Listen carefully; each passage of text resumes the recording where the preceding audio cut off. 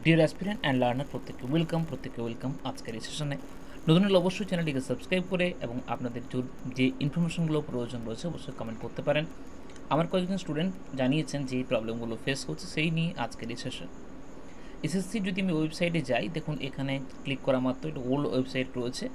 Old ওয়েবসাইটে click করলে আমরা চলে যাব ডিরেক্টলি এখানে।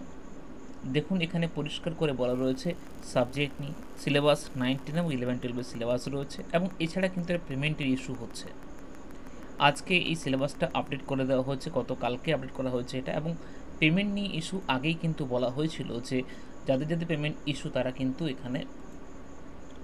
তারা কি বলেছেন, this is in notify that for all prospective applicant that in case of multiple payment done against a single application ID, যদি তারও সিঙ্গেল অ্যাপ্লিকেশন আইডিতে অনেকবার পেমেন্ট হয়ে থাকে তাহলে তারা কিন্তু পেমেন্ট রিফান্ড পাবেন, তাদেরকে রিফান্ড করে দেওয়া হবে। এবং আজকে আপনাদের জন্য এই আপডেটটি রয়েছে যেখানে বলা রয়েছে পরিষ্কার করে, দেখুন এখানে কি বলা রয়েছে বা কী রয়েছে। এই ডিটেলস দেওয়া হয়েছে এখানে। Candidate need to provide the below the mention details for our query, the payment details, customer বা স্টুডেন্ট আইডি যেটা রয়েছে, application ID, date of transaction এবং অ্যামাউন্ট অফ ট্রানজ্যাকশান কত করেছেন অবশ্যই জানিয়ে আপনারা মেল করুন একটা।